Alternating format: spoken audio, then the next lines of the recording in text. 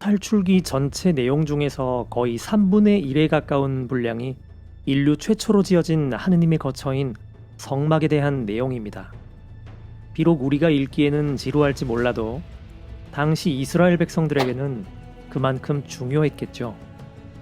그런데 성막에 관한 율법 규정을 떠나서 그냥 인간적으로 한번 생각해 볼게요. 이 세상의 왕들이나 지도자들이 머무는 곳을 떠올려 보면 창조주 하느님께서 계시는 처소는 어떠해야 할까요? 도대체 어느 장소에 어떤 크기로 또 어떤 재료로 어떤 형태로 지어져야 할까요? 하늘이 어좌요 땅이 발판이신 하느님께서 계시는 곳이라면 온 우주를 황금으로 치장해도 부족할 테니까요.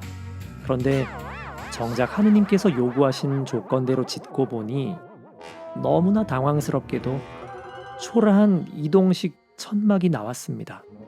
이것은 무슨 뜻일까요? 끊임없이 물과 풀이 있는 곳을 찾아다니며 이동해야 했던 반유목민인 이스라엘 백성들과 함께 하시겠다는 하느님의 강력한 의지의 표명이었습니다.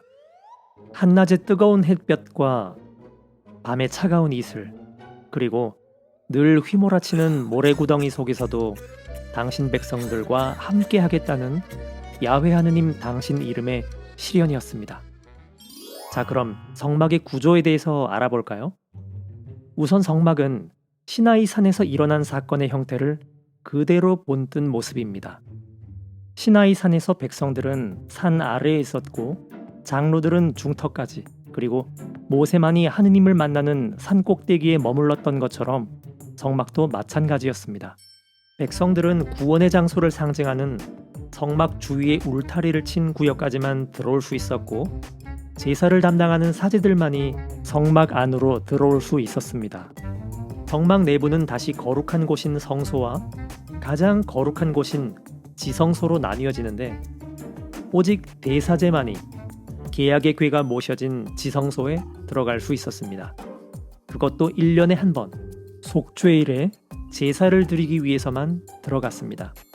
성막의 뜰에 들어서면 제일 먼저 번제물을 태워 바치는 제단이 있습니다.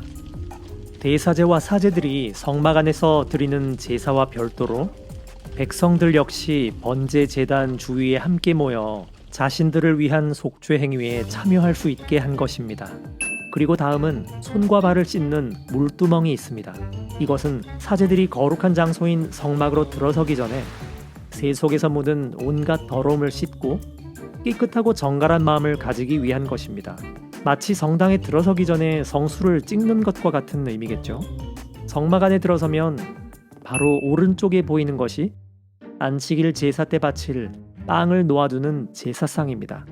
일주일에 한 번 안식일마다 새로운 빵으로 교체되었고 일주일이 지난 빵은 특정한 장소에서 사제들만이 먹을 수 있었습니다. 제사상 반대쪽에는 히브리어로 메노라라고 불리는 등잔불이 있었는데요. 모두 7개의 촛대가 달려 있습니다. 이것은 시나이산 떨기나무에서 나타나신 하느님의 현존을 상징했기 때문에 이 등잔불은 항상 켜져 있어야 했습니다. 다음으로 휘장 바로 앞에 있는 분향제단입니다. 전통적으로 분향은 하느님께 바치는 기도와 희생을 의미합니다.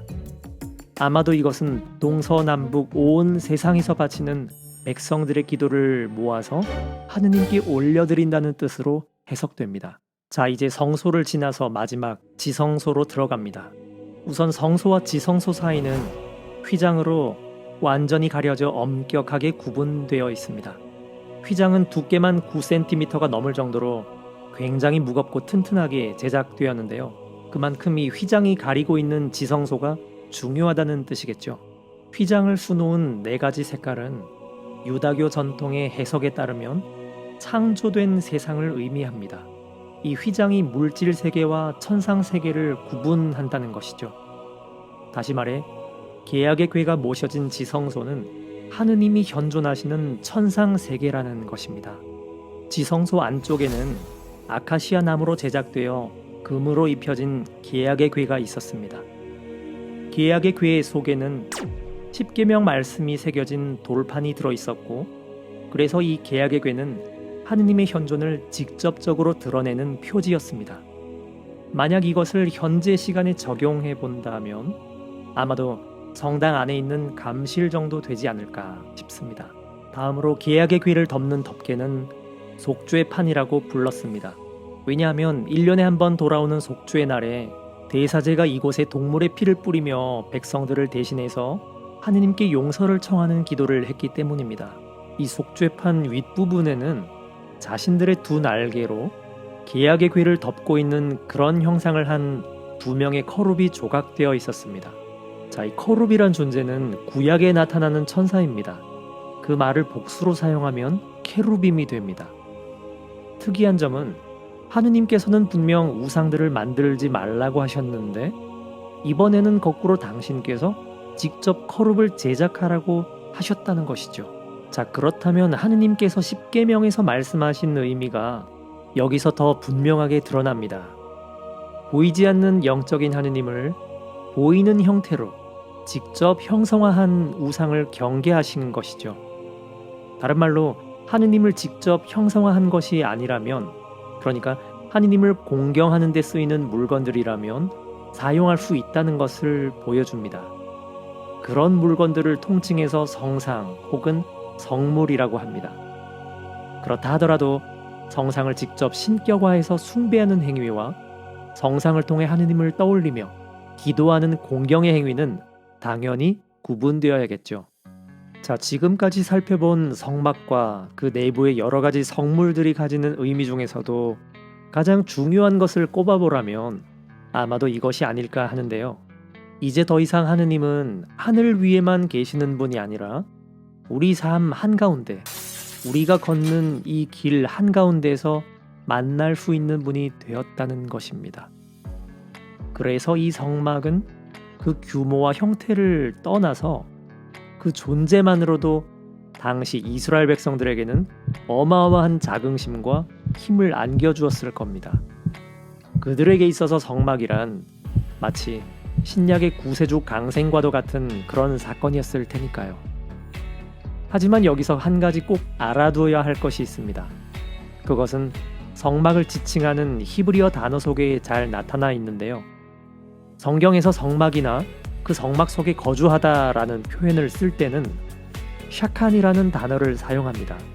이것은 영구적인 의미가 아니라 임시로 거주한다는 뜻입니다. 이 말은 하느님께서는 지금 순전히 당신의 자비로 백성들과 함께 하시려고 성막에 머무시는 것이지 영구적으로, 그것도 성막 안에만 머물러 계시는 분이 아니라는 것입니다. 그래서 만약 우리가 하느님은 그저 성막이나 성전 안에만 계시는 분으로 생각한다면 우리의 삶과 신앙 역시 괴리가 발생할 수 있습니다. 예를 들면 성전 속에 있을 때와 성전 밖에 있을 때 내 모습이 달라지고, 주일을 보내는 내 삶과 평일을 보내는 나의 삶이 달라질 수 있는 것입니다. 결코 분리되어서는 안 되는 것이 분리가 되는 모순이 발생하게 되는 것이죠. 만약 그런 일이 일어난다면 하느님께서는 우리 손으로 지은 아무리 화려한 성전이라 할지라도 더 이상 그곳에 계시지 않을 것입니다.